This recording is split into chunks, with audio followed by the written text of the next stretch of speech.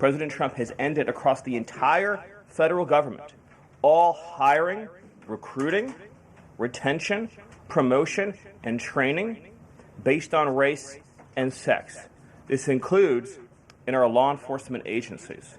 So, again, when we took office, even in sensitive law enforcement, national security, and intelligence agencies, we were hiring individuals not on their ability to carry a weapon, not on their ability to keep Americans safe, not on their ability to conduct sensitive intelligence operations, but based upon race and sex. And obviously, that is unacceptable. It's going to be merit-based across the whole federal government. But this wasn't just the federal government. This was the private sector, and this was also, of course, our entire university and education system. So President Trump's Department of Justice, working with other departments and agencies, have made clear that this administration is going to fully enforce Title VI, Title VII, and Title IX of our federal civil rights code. Discrimination based on race and sex is prohibited by law, and this administration will vigorously enforce that. And companies, small or large, that violate plain text of federal statutes will face appropriate financial and other penalties. And this administration is not going to let our society devolve into communist, woke, DEI strangulation. We are going to have a system of merit, which is not just a social and cultural issue, it's an economic issue. When you hire, retain, and recruit based on merit, as President Trump has directed, you advance innovation, you advance growth, you advance investment, you advance job creation, you create the best and safest product for all Americans. When a citizen goes to, say, a hospital in a medical emergency, they don't care what race or sex their doctor or their nurse is. They want the best treatment they can get in that emergency. When they're flying a plane or when they're on an aircraft, they want that pilot to be the best pilot, the safest pilot, not caring what that pilot's race or sex is. This applies across the whole government. In particular, looking at our university system, this administration has opened investigations into universities across the country for violating, and we talk a lot about Supreme Court rulings, universities across this country are in plain and direct violation of the Supreme Court's ruling that affirmative action, as in racial quotas and set-asides, are illegal. Students must be admitted to universities on a color-blind basis. But we have demonstrated through clear evidence that our university system, including our medical schools, and perhaps particularly our medical schools, are engaging in race-based discrimination, racial set-asides, racial quota schemes, and other efforts to evade the Supreme Court's ruling, and again, the plain text of federal statute. So universities are on notice, and universities are already facing the financial consequences of their noncompliance with federal law. The clearest example that we're all familiar with, of course, being Harvard, which is engaged in repeat, systemic, and sustained violations of federal civil rights law. Another area of civil rights law that we talk about a lot, of course, is Title IX, sex-based discrimination.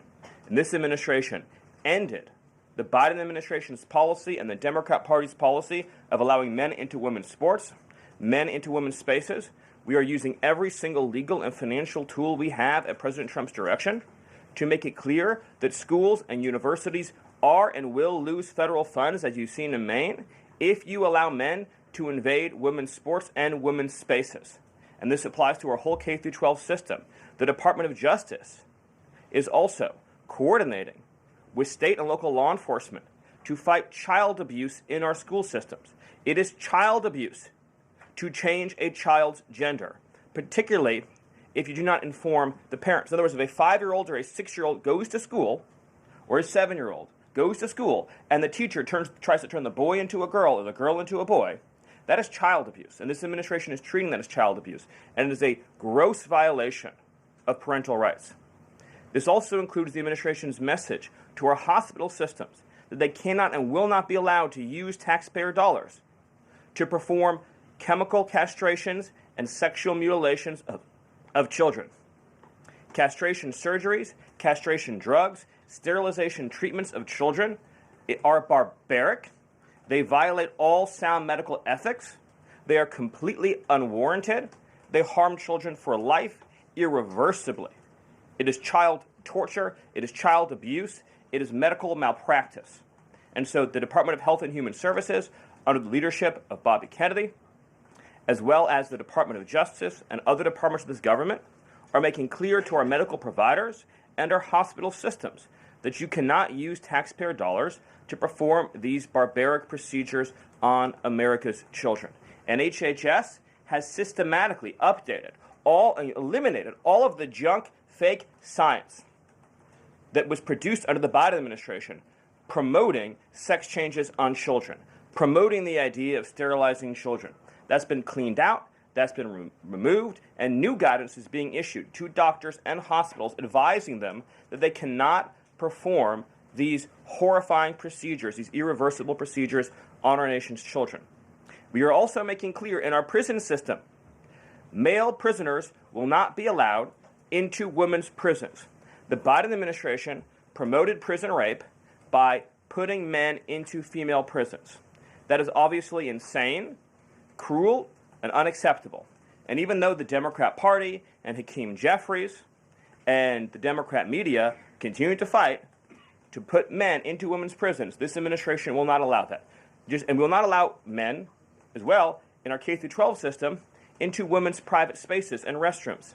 We have seen horrifying example after example of young girls being sexually assaulted because school districts have allowed men into women's and girls' private spaces. This administration, President Trump, is at the forefront of protecting women and protecting girls. And nowhere is that clearer than when we are talking about fighting radical gender ideology. This administration is also fighting to get critical race theory out of our school districts.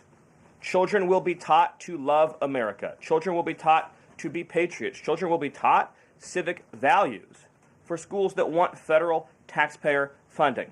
So as we close the Department of Education and we provide funding to states, we are going to make sure that these funds are not being used to promote communist ideology.